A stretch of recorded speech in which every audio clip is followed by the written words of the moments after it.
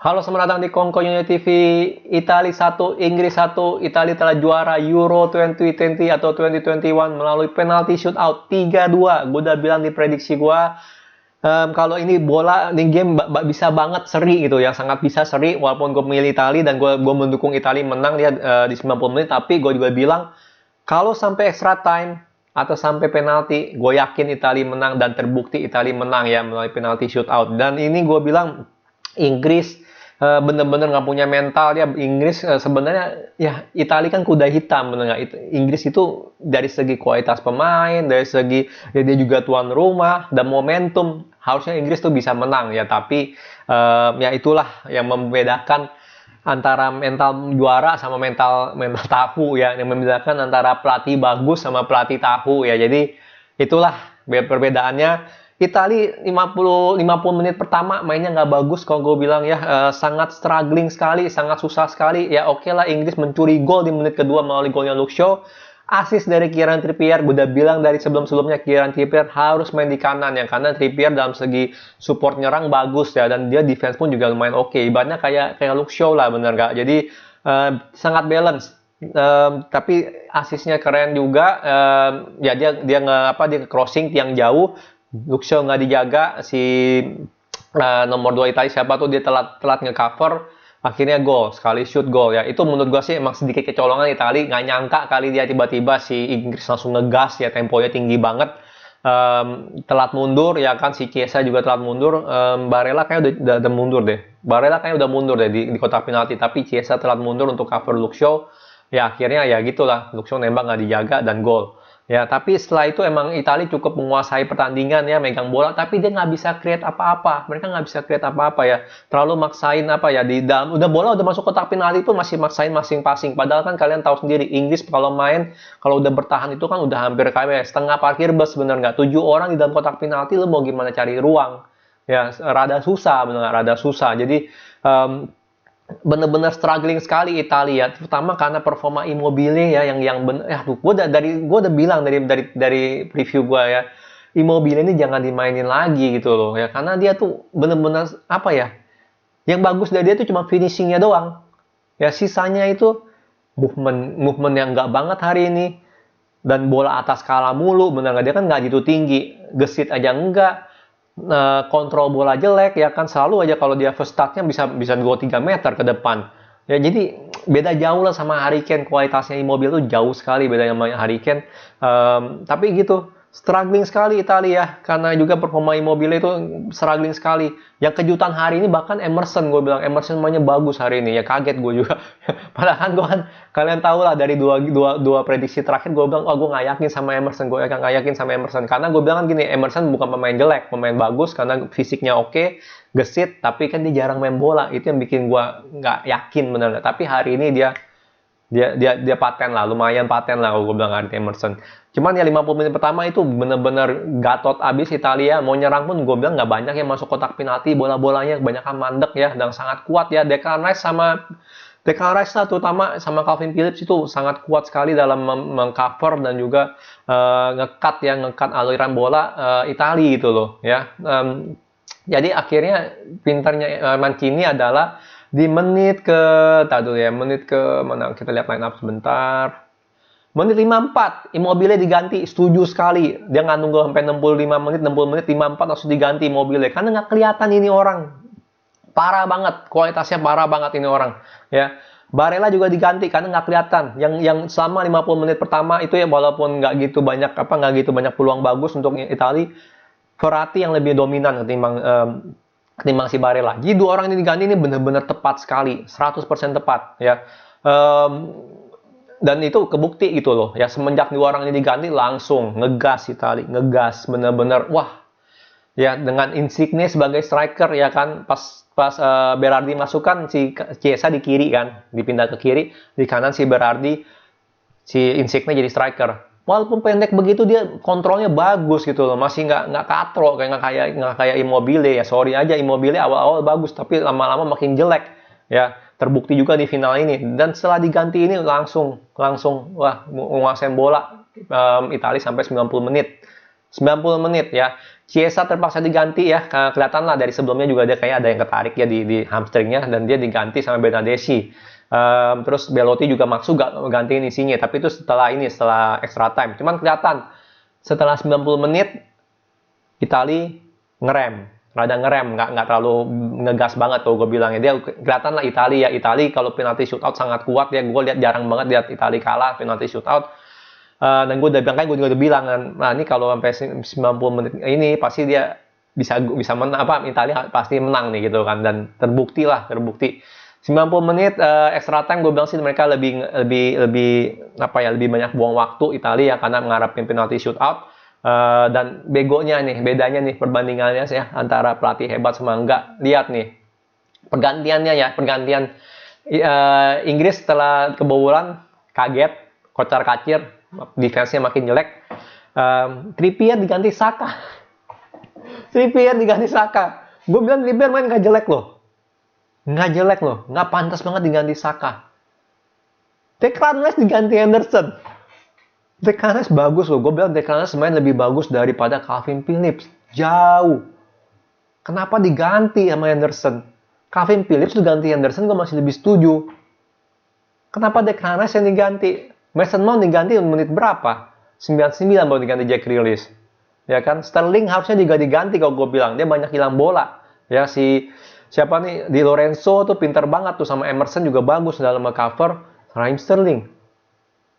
Gila loh bener loh. Kalau gue bilang ini gue kaget banget. Substitusinya kok tolol banget ya. Declan Rice diganti. Trippier diganti.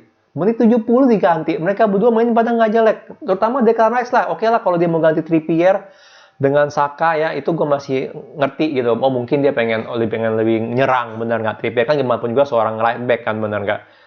Ganti Saka gue masih ngerti dikit lah, tapi jangan Saka gitu sebenarnya. Tapi ini diganti, oke. Trippier diganti gue masih oke. Declan Rice diganti itu gue tanda tanya besar. Harusnya Calvin Phillips yang diganti. Salah dia sendiri, bego banget substitusinya. Trippier diganti gue masih ngerti secara taktikal dia mau lebih ngegas, tapi gantinya sama Saka. aduh, gue ngeliat, wah ini ngelawak nih.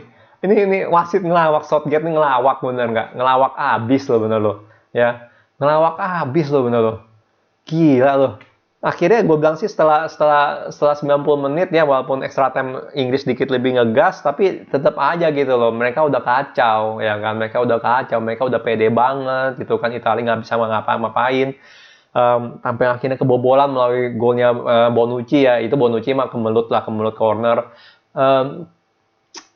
Tetap aja gitu loh ya, tetap aja ini pergantian permainnya, ini perbedaannya ya, kualitas Mancini sama kualitas Southgate tuh bedanya jauh banget beneran loh. Declan Rice nggak boleh diganti, itu harusnya nggak boleh diganti.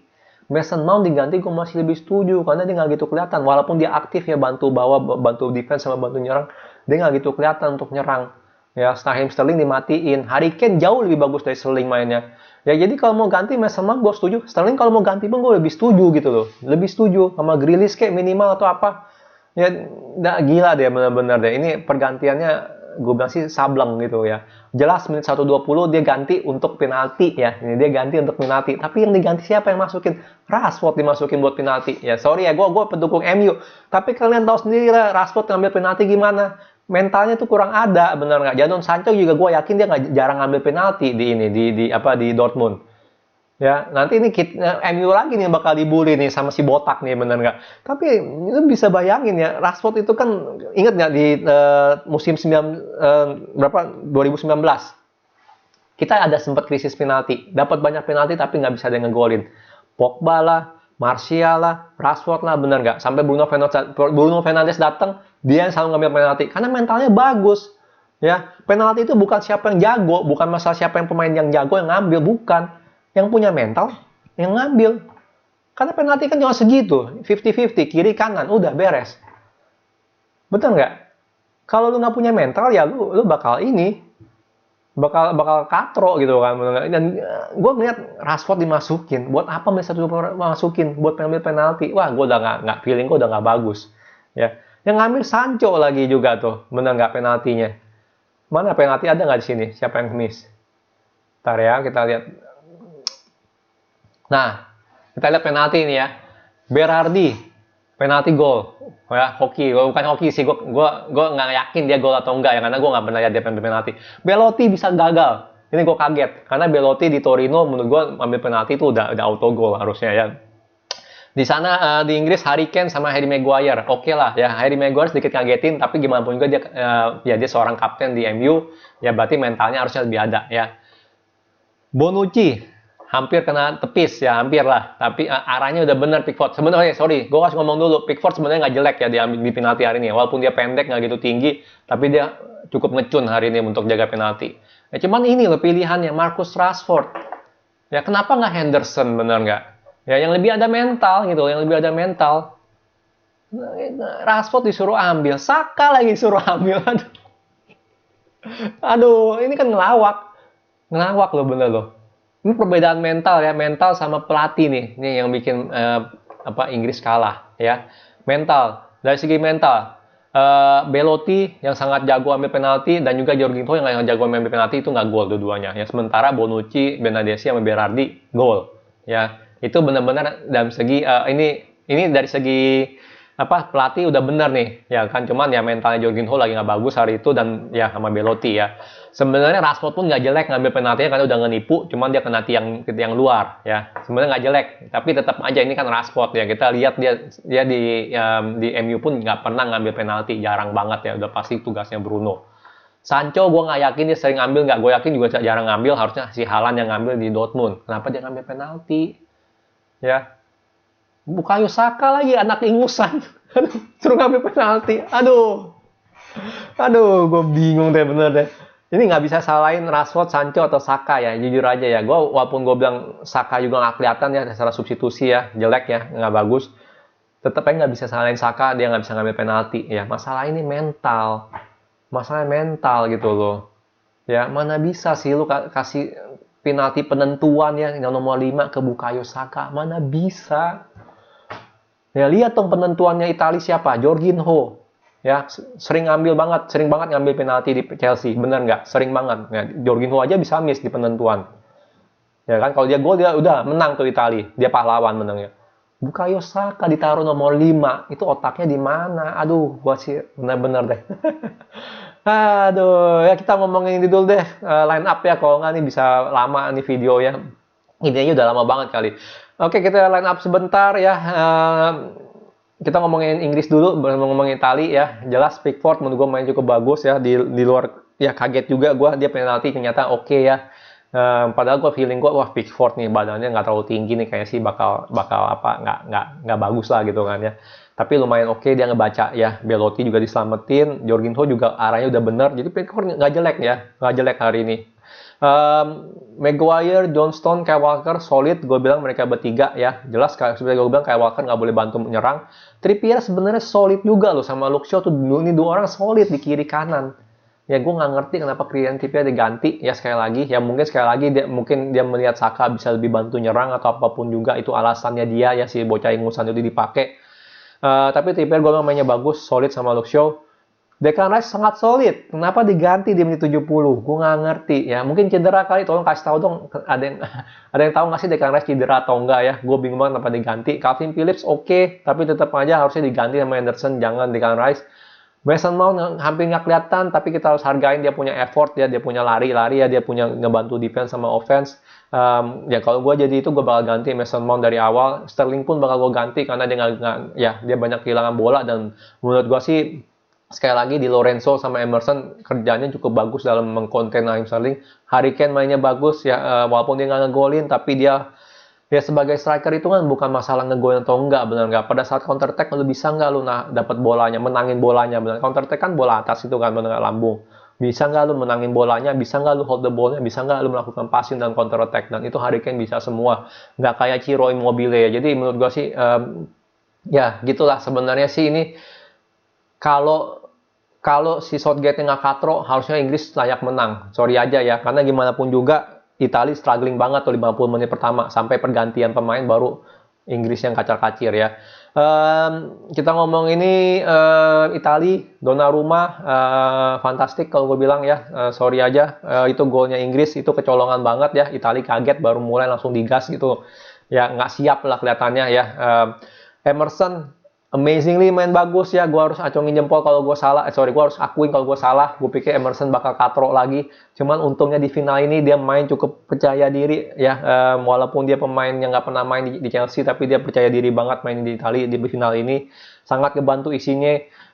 Di Lorenzo sangat solid ya. Di Lorenzo jarang maju, tapi ya jelas tugas dia adalah jadi 3 center back bareng Bonucci sama Chiellini ya. Cover nih 2 lah ya. Bonucci, Chiellini sangat sangat solid lah ya performanya, bisa dibilang. Barella hampir nggak kelihatan ya, hampir nggak kelihatan, bener banget diganti cepet, dia ganti awal ya.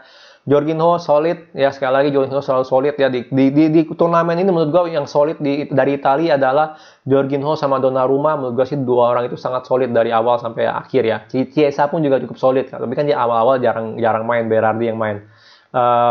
Sama Spinazzola lah kalau dia nggak cedera. Verratti menurut gue lebih dia, menurut gue sih tengahnya Italia ya, Verratti itu kaptennya gitu. Dia nakodanya bener-bener ya. Barella ya, sayang banget Barella nggak kelihatan, padahal dia menurut gue sih cukup keren mainnya di Inter. Verratti bagus ya, sangat bagus mainnya. Insigne juga lumayan, tapi beberapa passingnya itu salah passingnya sih banyak juga dia gitu, dan shootingnya juga hari ini off. Cuman pas saat dia mengganti Ciro Immobile, menurut gue dia melakukan tugas yang jauh lebih bagus daripada Immobile ya, karena dia bisa menangin bola counter, dia bisa hold the ball ya, dan dia bisa nge-passing juga gitu. Jadi Immobile sih jelek banget lah, nggak usah diomongin lah tuh orang. Chiesa benar gak ya, dia orangnya fighter ya, walaupun dia skillful, tapi dia juga fighter orangnya, nggak males gitu lah. Jadi gue itu yang gue suka dari Chiesa ya. Jadi kalau gue bilang gini, Italia menang ya karena pergantian pemain yang sangat spektakuler dari Mancini ya, nggak takut menggantikan Immobile atau Barella ya, karena mereka berdua nggak perform, dan pergantian pemain yang sangat katro dari si Southgate ya. Ini menurut gue turning point-nya dari game ini ya, turning point-nya itu ya. Jadi Italia bisa ngegolin, akhirnya Inggris buyar ya, pergantian pemain, dan juga jelas penaltinya gitu loh. Pilihan penaltinya itu yang menurut gue sih bikin Inggris juga kalah ya. Padahal Pickford nggak jelek ya, gue pikir bakal kalah gara-gara Pickfordnya katro, tapi dia milih ya Saka sebagai terakhir. Itu bener-bener deh, itu gue nggak ngerti sama sekali pemikirannya di mana ya. Jadi menurut gue sih ya, sekali lagi seneng banget Italia bisa menang ya. Prediksi gue lumayan oke lah ya. Jadi Italia yang gue jagoin dari awal juara, dan ya Inggris atau Prancis yang gue jagoin at least salah satunya masuk final gitu. Jadi cukup menarik ya pertandingan ini. Cuman ya Southgate mendingan out ya di Piala Dunia juga ya, tapi menurut gue sih nggak bakal ya, udah bawa finalis begini masih ditahan. Tapi ya Southgate sih nggak banget loh, serius, sorry aja ya. Mancini top, Southgate ya.